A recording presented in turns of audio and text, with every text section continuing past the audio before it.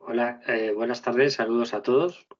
Buenas Eh, voy tardes. a- Buenas tardes, voy a compartir la pantalla.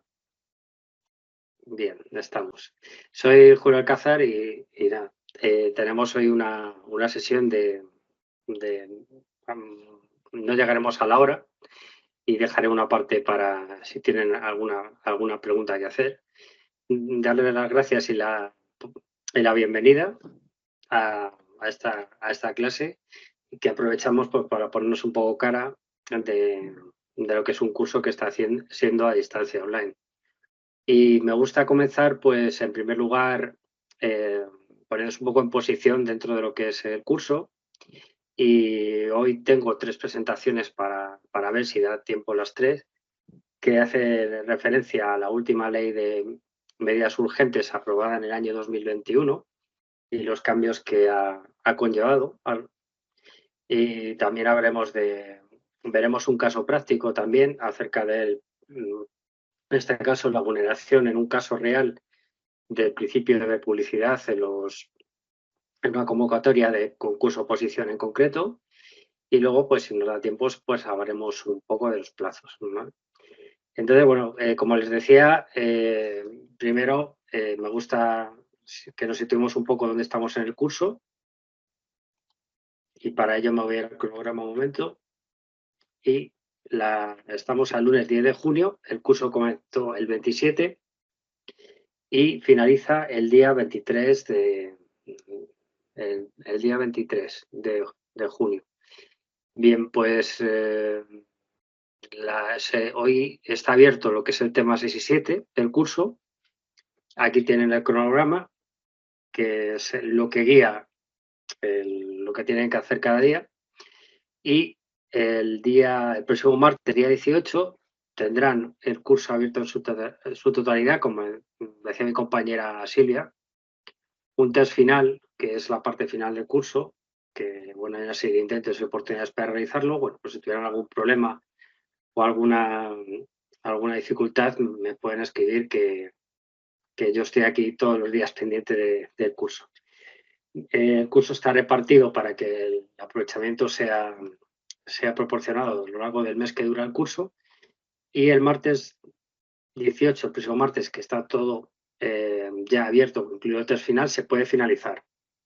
De ahí hasta el 23, pues esos días, si a alguien le queda alguna tarea, algo por repasar, algo por hacer, pues pueden aprovechar y realizarlo.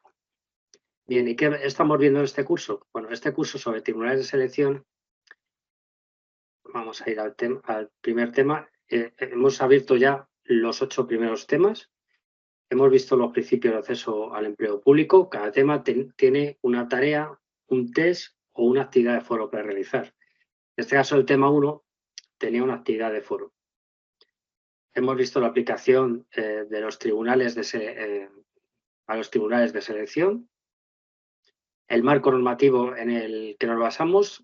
En esto sí es importante la normativa, pues saber dónde estamos y qué hay por encima de lo que nosotros tenemos como normativa para actuar en los procesos selectivos. Es decir, existe una Constitución que es la norma suprema que rige los principios por los cuales se tienen que regir los procesos selectivos, por ejemplo, los principios de mérito, igualdad y capacidad de los que habla la Constitución, de los que hemos hablado al inicio del curso, y que sienta las bases principales de los que se tiene que regir la normativa y los procesos selectivos. Y por debajo de la Constitución, pues tenemos la norma del texto refundido del Estatuto del Empleado Público Básico, que lo que se abrevia como TREVEP, que se modificó con la ley del 2021 y que lo veremos, y que nos regula pues, las bases por las que se tienen que regular los procesos de selección. Luego ya a partir de ahí, pues los organismos locales tienen la ley de base de régimen jurídico local para que regula sus procesos de selección, y en el caso de la universidad, pues la universidad tiene una ley orgánica y a la cual se tiene que regir y que también regula entre otras cosas, temas relativos a los procesos de selección, no muy en profundidad, ya he dedicado unos artículos, pero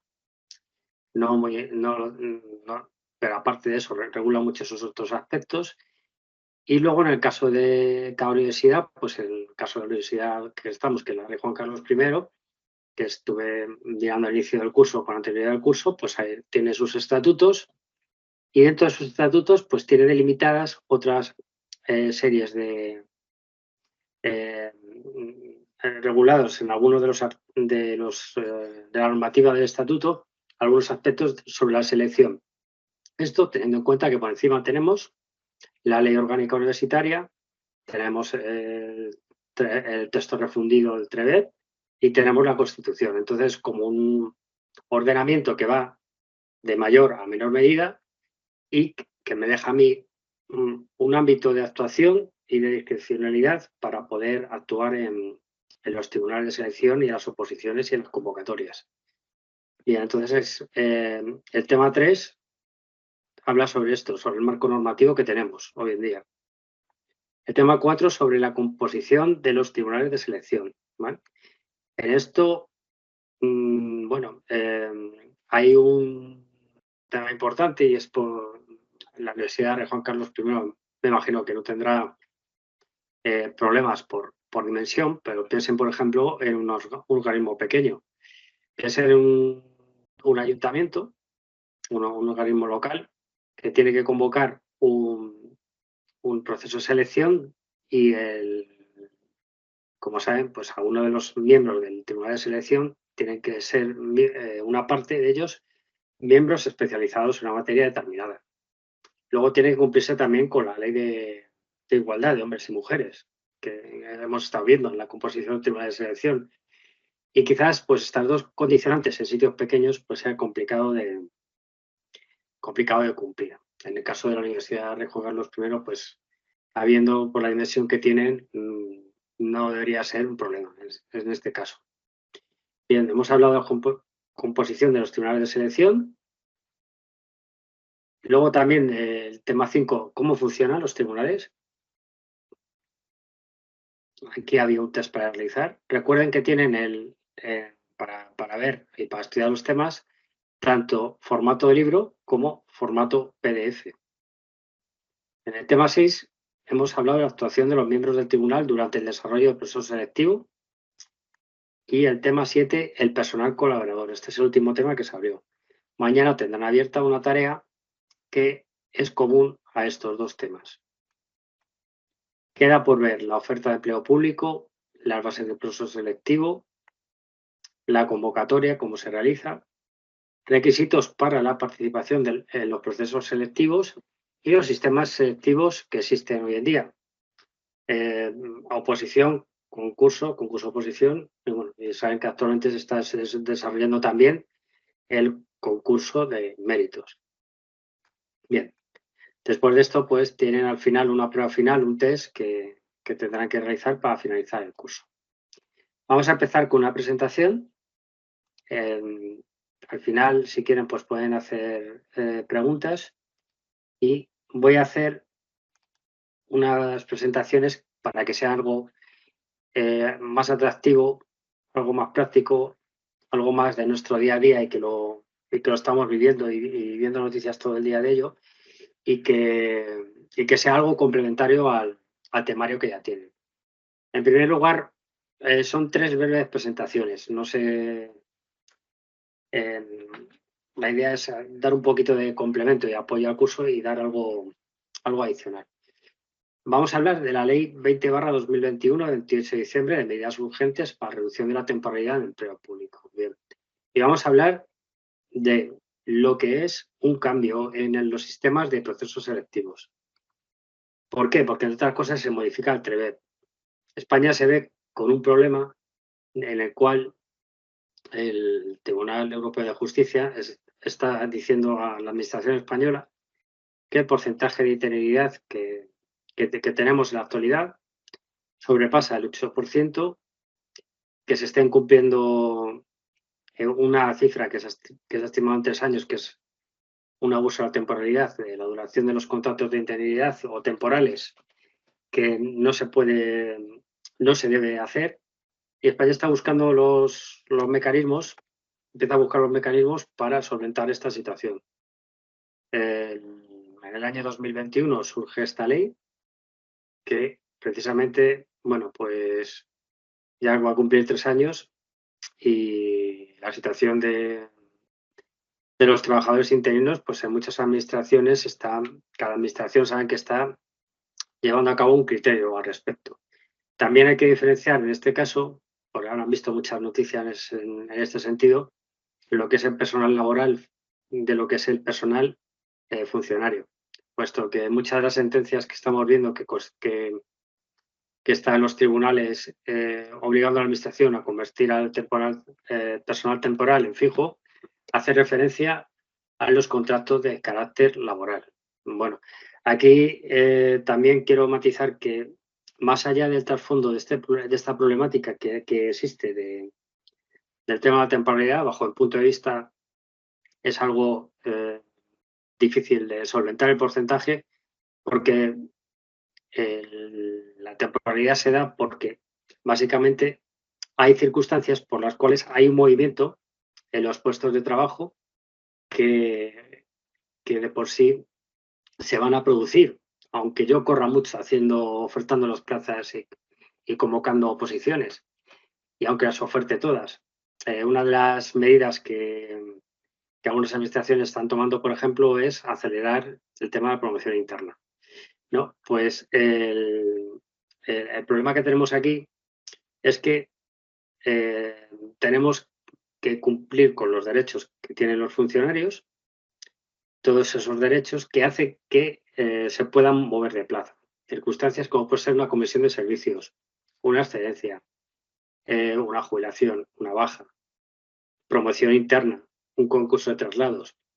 Todas esas circunstancias hacen la creación de un nuevo organismo y que alguien se pida una comisión de servicios. Todas esas circunstancias que se producen durante un año, que ya lo conocen ustedes, en varias ocasiones hace que haya un movimiento. Y cuando no es un concurso de traslado, es una promoción interna. Y cuando no, es una comisión de servicio. También existe, que ahora que recuerdo, aquella posibilidad que hace que en un determinado puesto un funcionario pueda ser habilitado a una categoría superior, ¿no? Y entonces, en todos estos casos, cuando un funcionario se mueve, va a tener que ser ocupado por un interino.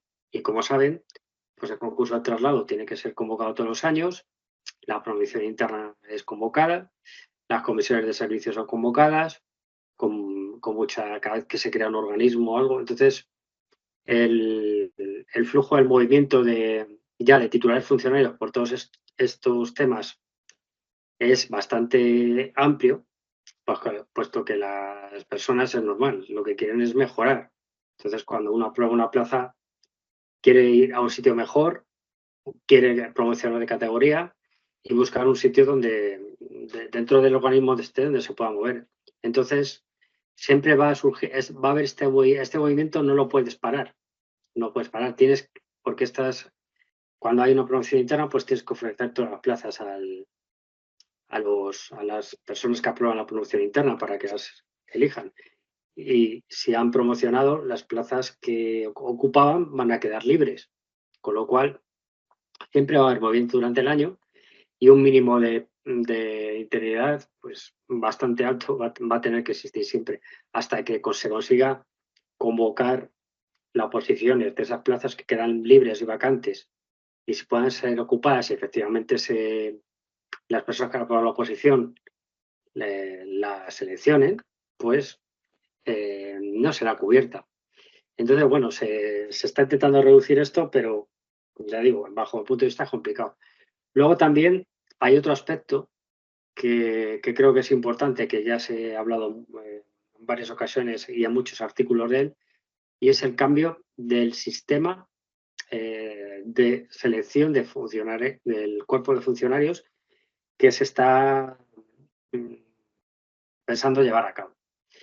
Que es no solamente que esté basado en un examen la posición, ¿no? Sino que esté basado en otros tipos de factores como es la capacidad de las personas. Es decir, un funcionario hoy en día cuando se presenta a una plaza lo que hace es valorar sus conocimientos en base a un examen tipo test, puede estar leído ante un tribunal, puede haber un concurso oposición donde hay una fase de méritos, puede haber entrevistas de trabajo también, en su caso.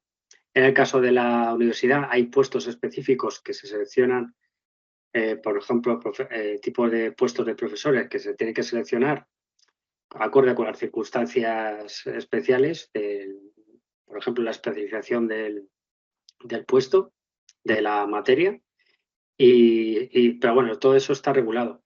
Pero al final lo que quiero decir es que cambiará el sistema y al final las capacidades serán valoradas igual que los conocimientos teóricos. Bueno, pues todo eso está dentro del trasfondo de esta ley 20/2021, lo que algunos han llamado ley Z, y vamos a ver lo que cambió. Bueno, esta ley cambió, en primer lugar, se modificó el artículo 10 del TREBEP. El TREBEP es el texto refundido del Estatuto Básico del Empleado Público y aquí se modifica la duración del nombramiento del interino, como decía antes. Si hay una nueva regulación del personal interino, se establece que el nombramiento de este personal no podrá tener una duración superior a 3 años y las condiciones de cese. Si el puesto ocupado por interino no ha cubierto por un funcionario de carrera, en el plazo de 3 años el nombramiento de interino debería cesar. Existe procesos de estabilización que se llaman, que ha sido un poco, bastante discutido e incluso creo que todavía aún hay cosas por dilucidar en algunos tribunales, donde se regula la posibilidad de convocatorias excepcionales de estabilización de empleo temporal, que permiten la adquisición de la condición de personal funcionario de carrera a través de procesos selectivos específicos. Los requisitos para la estabilización. Los procesos de estabilización están dirigidos a plazas ocupadas de forma temporal e ininterrumpida con anterioridad a una fecha determinada. Se supone que la fecha es la de publicación de la ley que hemos visto antes, la ley 21, la ley que estamos viendo ahora. Temporalidad. También se establece un límite a la temporalidad. Se establece que el contrato de personal laboral temporal no puede tener una duración superior a 3 años, con el fin de asegurar que estas plazas se cubran de forma permanente mediante procesos selectivos adecuados. Se incorporan disposiciones adicionales y una de ellas es la disposición adicional 17ª y la 18ª, que afecta a este aspecto que estamos viendo. En la disposición adicional 17ª nos dice que en la convocatoria de procesos selectivos se establecen directrices para la convocatoria de procesos selectivos para la estabilización del empleo temporal, incluyendo plazos y condiciones específicas. Esto lo que se hace es cuando cada administración tiene que ver qué vacantes y qué plazas tienen disponibles, cuáles llevan varios años ocupadas, sobre todo aquellas que llevaban más de 6 años son las que han centrado la especial atención y las que tenían más de 3 años y también las que tienen más de 3 años. Y esas plazas son las que especialmente han entrado dentro de lo que se llama procesos de estabilización. La evaluación y seguimiento, en la disposición adicional 18ª, nos dice que se crea un sistema de evaluación y seguimiento de las medidas adoptadas para reducir la temporalidad, con la obligación de remitir informes periódicos al Congreso de los Diputados. O sea, que no es solamente una ley, no solamente se establecen unos procesos selectivos especiales, los llamados procesos de estabilización, sino que además se establece un sistema de evaluación y seguimiento por parte de los organismos que tienen que dar informes periódicos al Congreso de los Diputados para ver cómo van los objetivos que se propone esta ley. La disposición adicional 15ª. Nos dice que las plazas afectadas por procesos de estabilización, en ellas se especifican las condiciones y plazos para la realización de los procesos selectivos de estabilización de plazas ocupadas por el personal temporal. La disposición adicional 17ª nos habla de la convocatoria de procesos selectivos y establece directrices para las convocatorias de procesos selectivos para la estabilización del empleo temporal, incluyendo plazos y condiciones específicas. Y esto es la evaluación y seguimiento. Perdón que me estoy repitiendo con la plantilla anterior. Bien, una de las cosas que hay nuevas, que ha sido quizás más discutida, porque dentro de los principios de mérito, capacidad e igualdad que marca la Constitución, pues es los llamados concursos de méritos. Son aquellos concursos que se están haciendo donde aquellas personas que lleven mucho tiempo, mucha antigüedad, pues tienen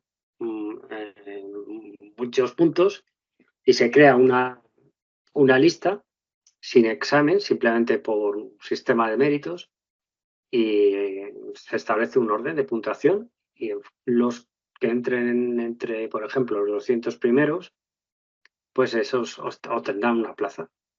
Una forma de selección que se hace sin examen, es decir, directamente el que tenga la suerte de tener los puntos en este momento, pues no necesita el examen. Claro que en algunos aspectos, en algunas administraciones, lo que se supone es que las personas que entran van a ser las que más antigüedad tengan. Y normalmente pues es lo que más puntuación tiene de todo. Bien, el proceso de estabilización de plazas de profesores y profesores asociados de las universidades públicas. Vamos a entrar un poco en cosas que nos atañen como el sistema de selección para organismos universitarios.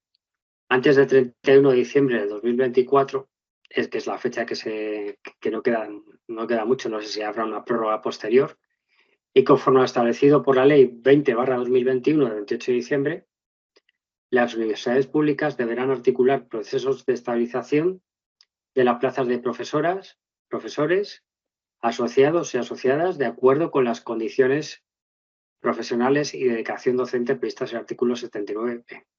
El artículo 79b nos dice que la finalidad del contrato será desarrollar tareas docentes a través de las que aporten sus conocimientos y experiencias profesionales, que es lo que hay que valorar, a la universidad en aquellas materias en las que esta experiencia resulte relevante. Dichas tareas docentes no podrán incluir el desempeño de funciones estructurales de gestión y coordinación.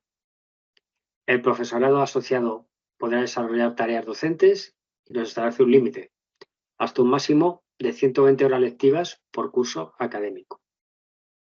Después también, teniendo en cuenta esta ley, el sistema de selección en estos procesos será el de concurso, garantizando los principios de igualdad, mérito, capacidad, publicidad, que luego vamos a ver una práctica enseguida, y concurrencia, con las particularidades que se señalan en el artículo 86.2.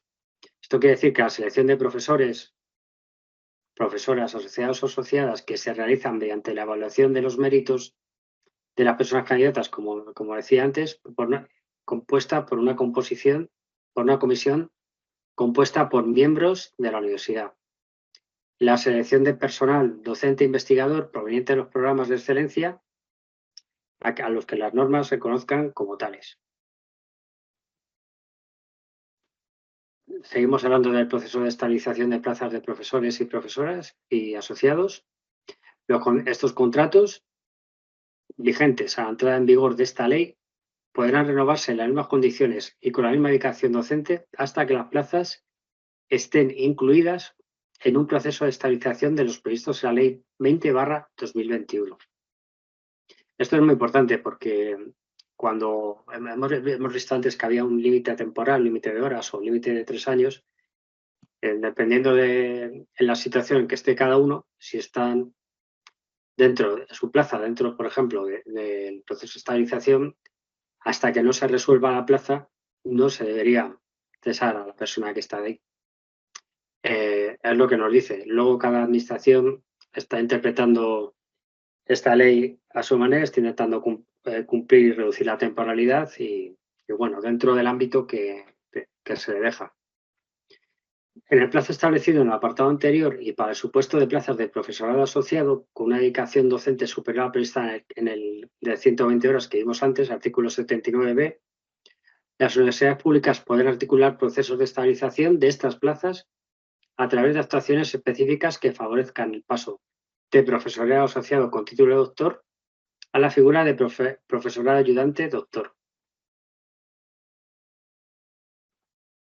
Bien, pues esta es una de las presentaciones que quería ver con ustedes y bueno, como les decía, es un punto de inflexión en los procesos de selección y se está mirando pues cómo hacer para cambiar los sistemas de procesos selectivos, entre otras cosas. Bien, vamos a ver ahora un caso práctico. Me imagino que cada uno de ustedes tendrá una situación o compañeros en estas situaciones que hemos visto y parece que está todo muy revuelto. De hecho, ahora lo último que se sabe es que se están pidiendo cuestiones prejudiciales que se llaman a la Tribunal de Justicia de la Unión Europea. Creo que sale una sentencia ahora el 23 de junio, si no me equivoco, por ahí, o de una sentencia nueva. Cada 2 por 3 tenemos una nueva noticia que a modo de titulares, pues dicen que lo estamos sabiendo, que lo estamos haciendo bien, lo estamos haciendo mal, que a los temporales hay que convertirlos fijos, que a los temporales no se les puede convertir fijos. En fin, que hay muchas noticias en todos sentidos. Luego nos confunde mucho esa noticia porque muchas veces se habla, de, como les decía antes, de personal laboral y no de personal funcionario. Entonces, se aplica a todos por igual. Bueno, pues veremos a ver en qué queda todo esto. Ya creo que va quedando menos para aclararse. Sí, es que se aclara.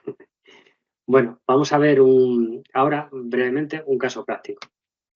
Es un caso real y es sobre la vulneración del principio de publicidad. Es decir, cuando se convoca una oposición, saben que en las bases, la convocatoria, tiene que tener una publicidad determinada, publicarla en el Boletín Oficial de Estado, en el Boletín de la Comunidad o en el Boletín Oficial Provincial correspondiente, según el organismo.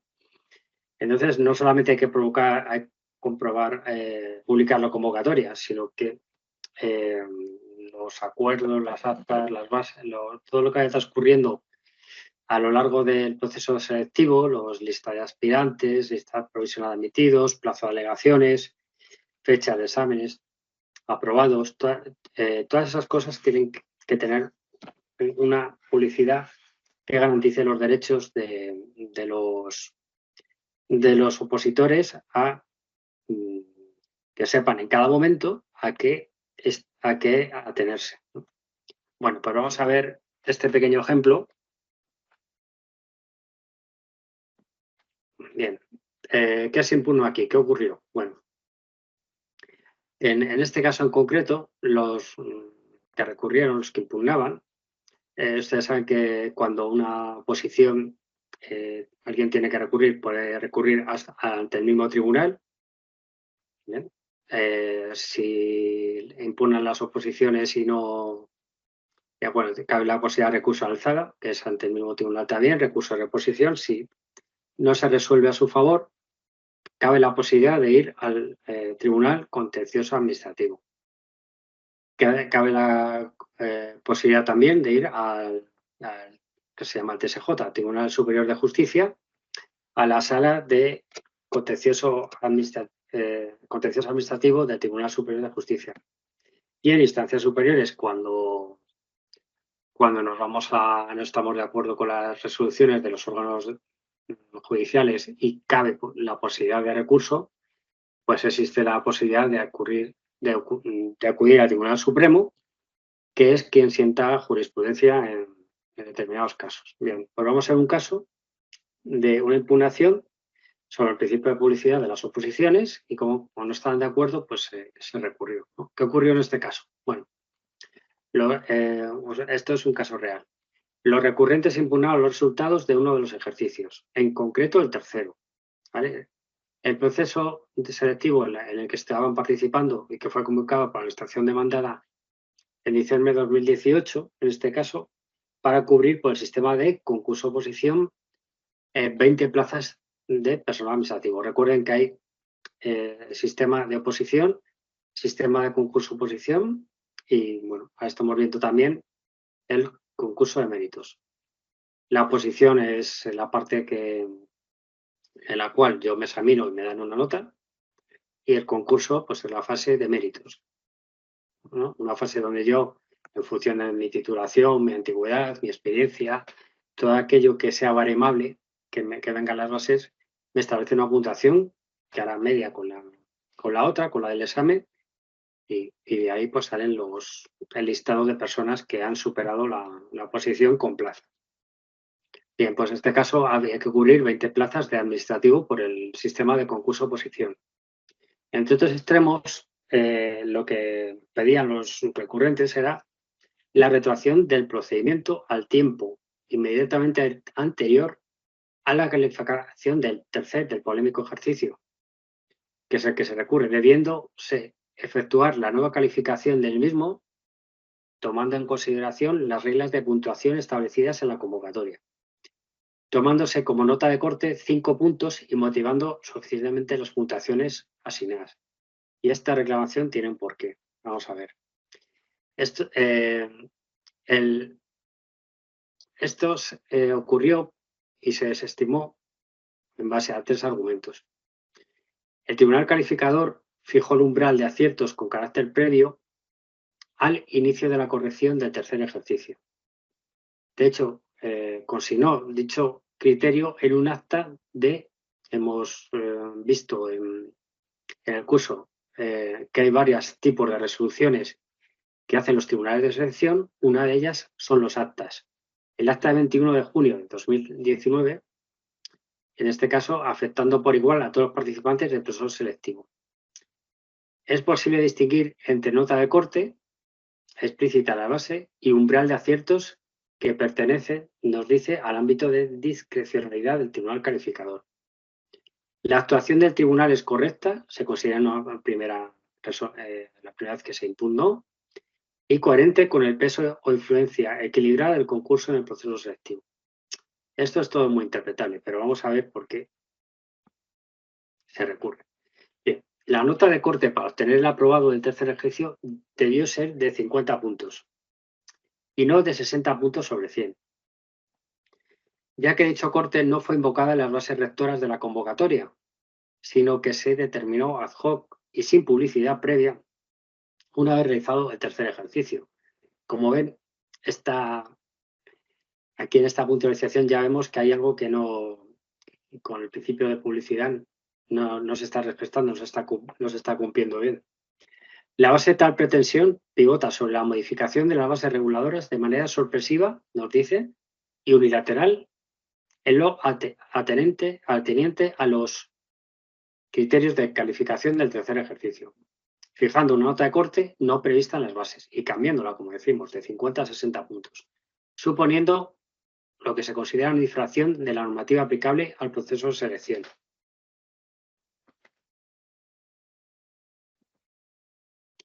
En las bases se especificaba bien claro la necesidad de que por parte del tribunal y con carácter previo a la realización del ejercicio se explicaran los criterios que se tendrían en cuenta a la hora de evaluar el ejercicio. Lo contrario, que fue lo acontecido, supone, nos dice, la vulneración de los principios de seguridad jurídica al no respetarse los principios de mérito y capacidad para acceder a la función pública. En este caso, cuando las bases han querido diferenciar y establecer una nota de corte, lo han hecho sin mayor dificultad ni reserva. Por ejemplo, basta acudir a la nota de corte establecida en las bases con el primero de los ejercicios.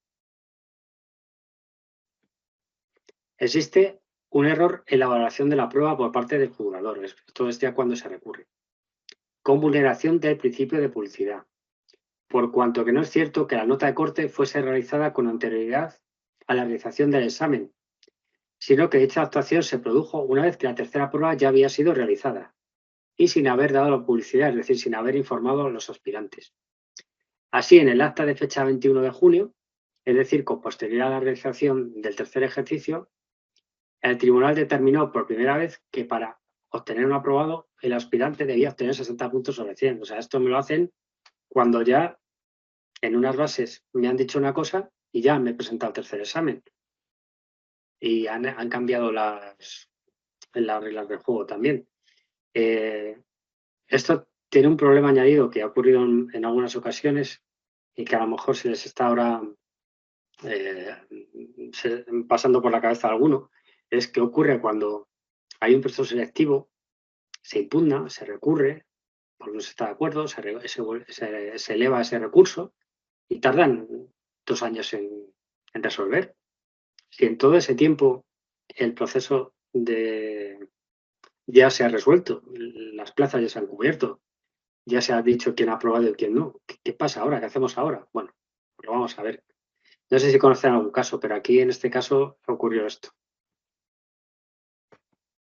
Bien.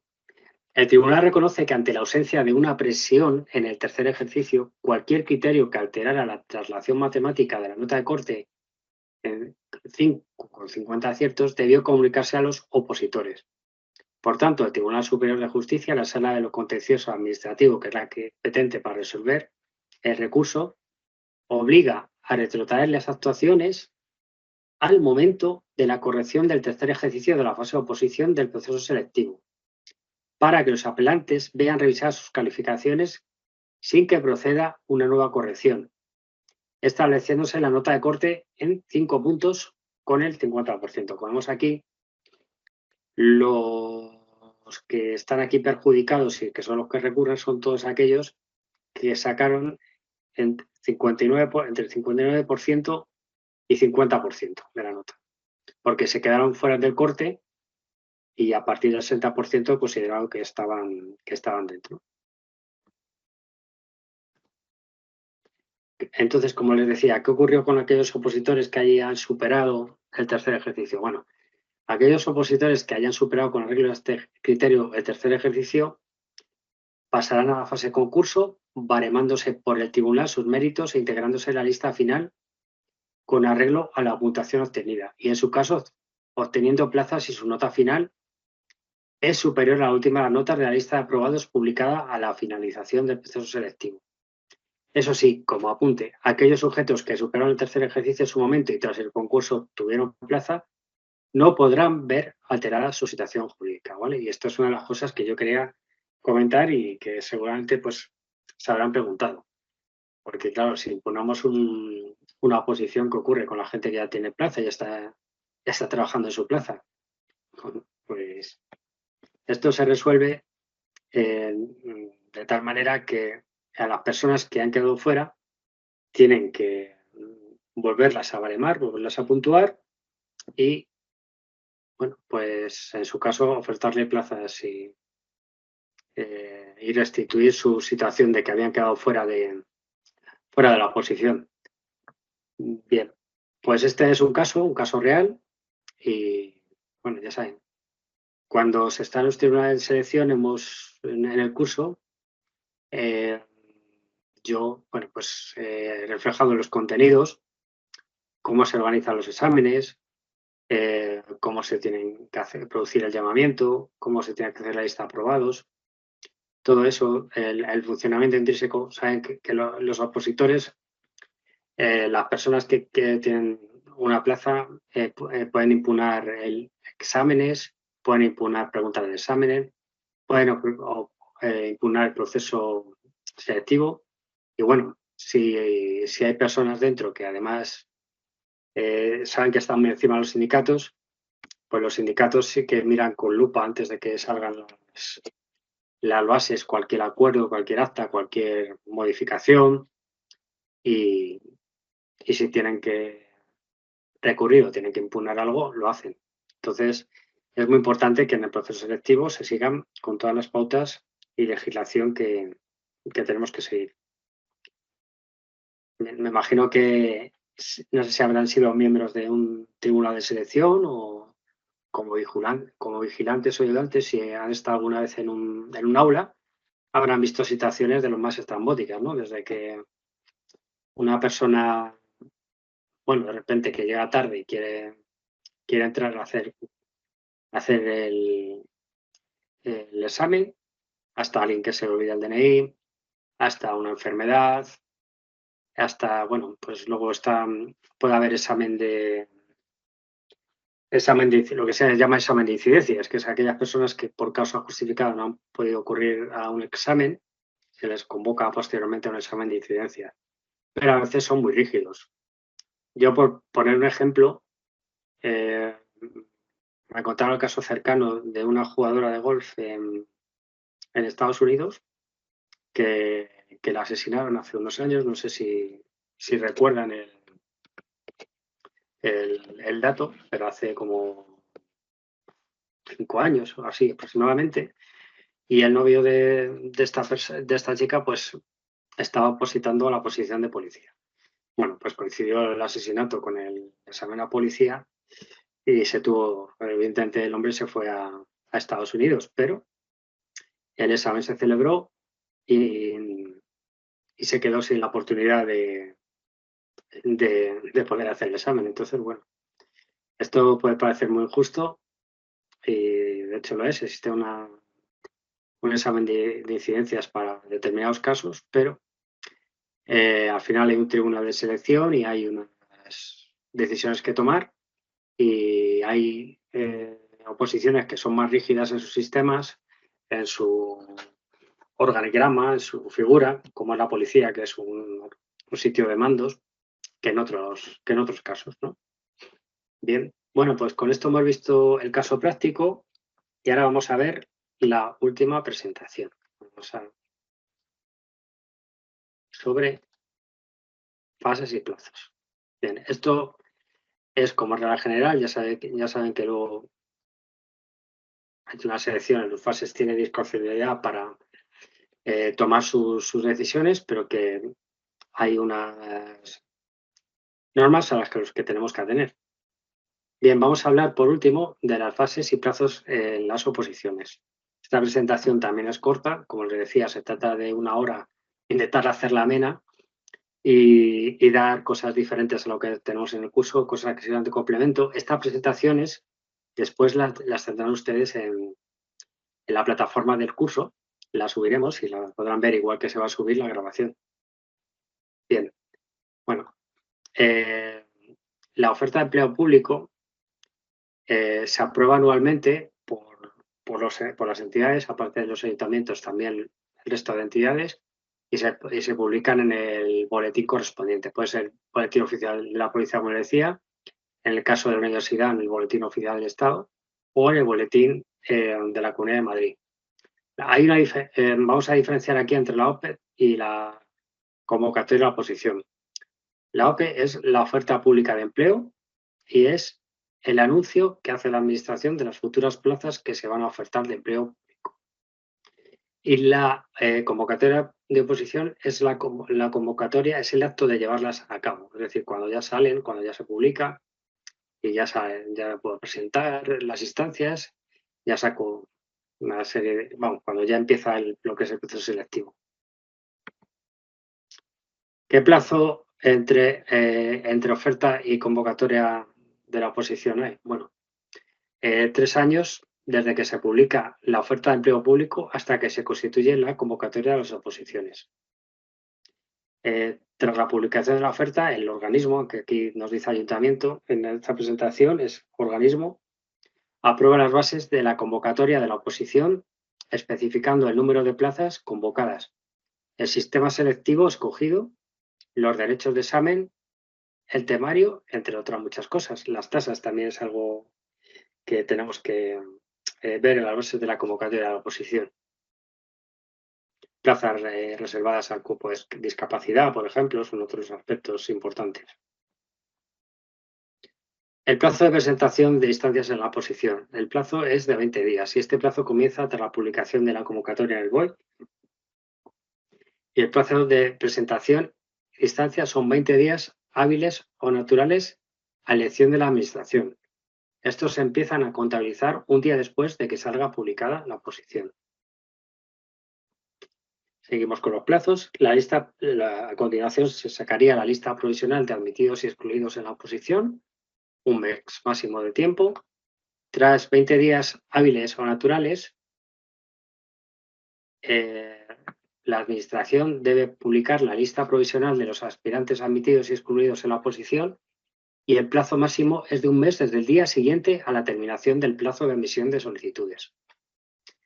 Las reclamaciones se pueden dar en un plazo máximo de 10 días.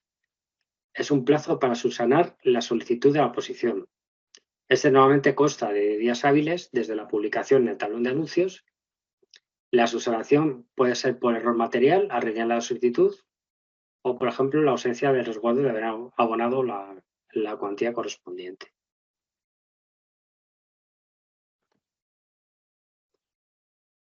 Lista, una observación aquí sobre la subsanación que me viene ahora, que recuerdo ahora, me viene ahora a la cabeza, y es que ahí puede ocurrir el caso de que yo esté dejando echar mi instancia para el último día de una oposición, esté en el último día, por la tarde, y me conecte y haya un problema de error informático y no pueda procesar, por ejemplo, el pago, que ocurre. O sea, no estoy hablando de algo que no son tecnologías y, bueno, si esperamos el último día y estas cosas, lo digo porque yo las he visto, no, por desgracia, pues a veces ocurren. Puedo acceder a las electrónicas, a encargar las oposiciones, pues hay que inscribirse con un certificado electrónico. Me inscribo a la oposición, la selección, relleno el formulario. Una vez que la relleno, efectúo el pago y en la pasarela de pago resulta que me da error y no funciona. No funciona el pago, no funciona, lo intento una y otra vez y me da error. Bueno, se supone que si yo acredito, bueno, es que esto es muy discrecional, pero si yo acredito que ha habido un error informático, ese error informático tiene que servir para que me permitan subsanar la presentación de la instancia, ¿vale? Tendría que acreditarlo con un pantallazo, pero bueno, luego esto es, detrás hay unas personas que deciden esto y es un tema delicado, o sea, mejor no esperes el último día. Bien, una vez que sale para la lista definitiva de admitidos y excluidos a la oposición, no hay plazo. Y para la fecha del primer ejercicio, la lista definitiva de admitidos y excluidos determinará el día y la hora del primer ejercicio y en las bases debe especificar el tiempo máximo que debe transcurrir entre la lista definitiva mencionada y el primer ejercicio. Por ejemplo, 5 días hábiles. Entre ejercicios no existe plazo prefijado y en las bases debe especificar el tiempo mínimo y máximo que debe transcurrir entre el primer y segundo ejercicio.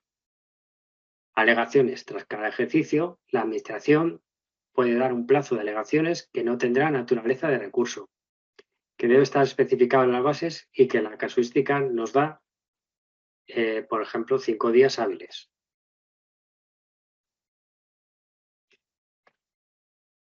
Seguimos hablando de plazos. La publicación de la relación de aspirantes, que sería el siguiente paso, que han superado el proceso selectivo, no tiene tampoco plazo, pero la acreditación de las condiciones exigidas en la base sí. Y una vez que se ha publicado la relación de aspirantes que han superado el proceso selectivo, para acreditar las condiciones exigidas en tales bases, saben que cuando se echa una oposición, al principio no tengo que acreditar que yo cumplo con las bases, pero después, si apruebo, es cuando tengo 20 días hábiles desde la publicación anterior, es decir, de la publicación de la relación de aspirantes que han superado el proceso selectivo, para que yo presente que yo cumplo con las condiciones para la plaza. Después estaría la lista definitiva que ha superado el proceso selectivo, que hay que publicarla en el boletín correspondiente y nada, y hay que felicitar a todos los que hayan obtenido plaza. Bien, son las 6:25 y cumplo con la hora Me ha dado tiempo a dar las 3 presentaciones completas y ahora les dejo su turno por si tienen alguna duda, alguna pregunta, algo sobre el curso. La pregunta, sí, la pregunta es si se puede alegar o impugnar después del plazo establecido previamente para ello. A ver, si no entiendo mal la Sí, pregunta. sí, Sí, perdona. hola. He visto que has comentado además, después de que he puesto la pregunta, que las alegaciones no tienen carácter de recurso. Me pregunto si el tribunal está obligado a contestar a las alegaciones en un proceso selectivo. Las alegaciones, ¿dentro de qué fase exactamente? Del propio proceso selectivo, es decir, en un proceso en el que, da igual, en este caso, perdón. Sí, simplemente lo que es la alegación, no el recurso, no hay impugnación. Claro, en las alegaciones pues no tendrían por qué contestarlas. ¿Qué nos cabe en caso de que no contestaran? Pues un recurso de alzada. En caso de que el recurso de alzada no prospere, ¿qué nos queda? Pues ir al contencioso. Pero sí ocurre a veces, y bastantes veces. A veces los tribunales de selección están saturados y no pueden, con todo el proceso de selección. A veces se cometen errores, por ejemplo, en las valoraciones, y, y hay un aluvión de alegaciones y no pueden contestar todas. Entonces, toma la determinación de no contestar las alegaciones.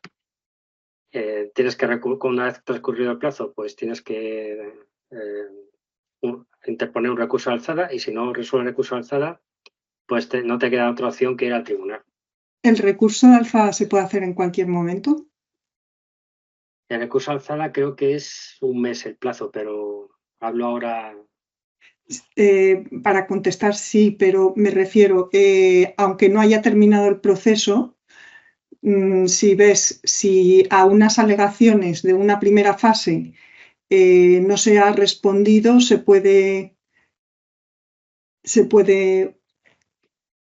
podría hacerse el recurso de alzada. eh, cuando hablamos, me imagino que te refieres cuando hay una alegación es porque ha habido un hecho dentro del proceso selectivo que ha motivado que se quiera presentar una alegación. Ejemplo, una entrevista en una fase de concurso de méritos, por la cual el candidato no está de acuerdo con la valoración que se ha hecho y, según las bases, Sí, pues decide perdón, alegar, alegar, sí. y pero el tribunal considera que ha sido objetivo e imparcial a la hora de hacer las valoraciones de las entrevistas. Pues claro, pues ha contestado en este caso. Desde la contestación hay que contar con el plazo para el recurso de alzada. Creo que recordar que era un mes para O sea, interponerlo. el candidato tendría que esperar un mes desde la respuesta No, del... no, desde que responde de hecho, Vale, sí, de todas maneras lo revisaré por si acaso, para asegurarme del 100%, porque a lo mejor es una duda importante. Pero vamos, yo he visto casos de estos. Entonces, lo que no recuerdo es si el plazo para el recurso alzada es exactamente de un mes, desde que tienes la contestación a la alegación correspondiente. vale. Bueno, de todas maneras, Gracias. lo miraré, lo pondré las noticias del curso. Vale, muchas gracias. He visto el que hay plazo que sí, que se pueden buscar resoluciones y jurisprudencia a través del CENDOG y de, bueno, primero Iberley y sí. luego buscar a través de la referencia en el CENDOG y salen las... Sí, el CENDOG es el Centro de Documentación Jurídica, donde están todas las secciones jurídicas. Eso es. Y lo que ocurre es que están aglutinadas todas las materias y de todos los ámbitos jurisdiccionales. Y como lo engloba todo, el buscador Es te da complejo. muchos resultados, es muy complicado filtrar. Entonces es mejor, y lo bueno de esa base es que es gratuita. En este caso lo mejor es, yo he comentado lo de Verley porque tiene un buscador con unos filtros bastante intuitivos y Sí, puedes poner incluso la palabra posiciones y te va a salir todas las resoluciones dictadas por tribunales con la etiqueta oposiciones al respecto y viene el número de resolución, la fecha, sí, tribunal que sí, lo sí. dictó y con esos datos puedes ir al CENDOG, al Centro de Documentación Jurídica y Y descargarte sale un único resultado. Sí, sí, lo he probado. sí, eso es. Muchas gracias. De nada, encantado, un placer. Gracias por la pregunta. Bueno, ¿alguna otra duda? ¿Alguna otra cuestión?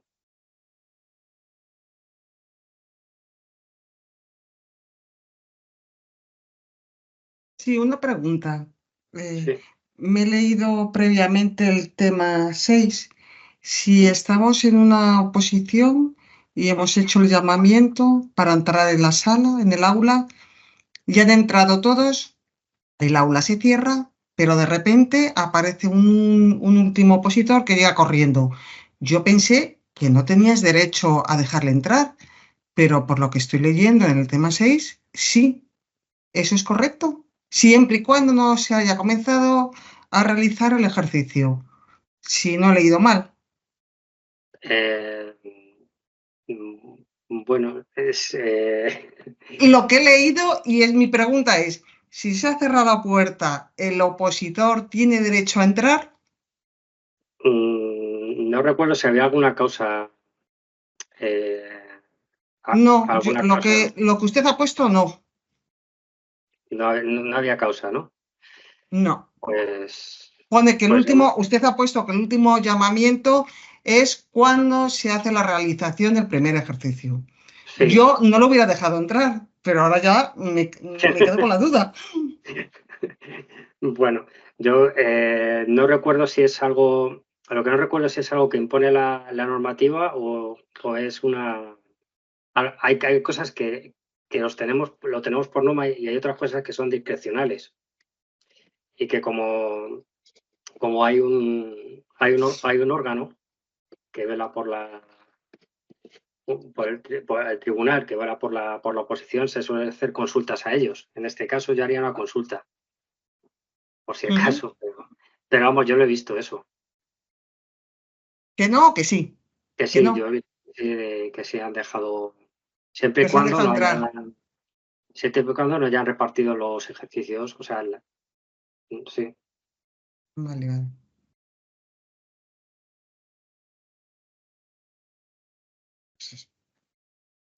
Bueno, pues otra vez que estuve cuidando, lo que me pasó es que nada más Como entrar, vigilante. la Sí. puerta se había cerrado y una persona, si no llevamos ni 2 minutos, quiso ir al baño. Y no se había repartido los exámenes ni nada, pero me quedé así décimas de segundo y no sabía qué hacer. Digo, pues se acaba de entrar, la puerta está cerrada, no puede salir del aula, yo entendía para mí. Pues esta persona fue al baño, pero la dije a otra persona que estaba cuidando conmigo que fuera con esa persona, con esa mujer. No sé, Sí. es que no sabía qué hacer.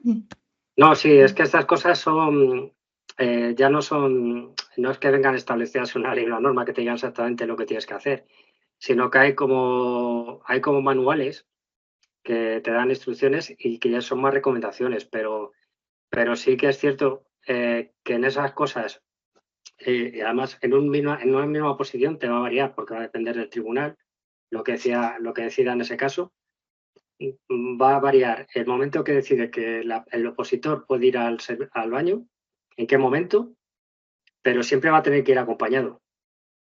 Eso sí. de alguien. Una vez que ha entrado y sale de la clase, siempre tiene que ir acompañado de un vigilante. Ya. Eso sí. Muchas gracias. Nada, a ti. Bueno, ¿alguna pregunta más de...?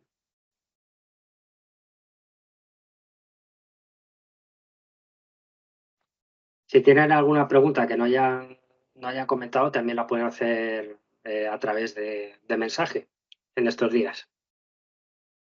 ¿Vale? Pues muchas gracias a todos por asistir y dedicarme un rato. Venga, buena tarde. Buenas tardes a todos. Gracias. Gracias a todos. Hasta luego. Gracias, hasta luego. Chao.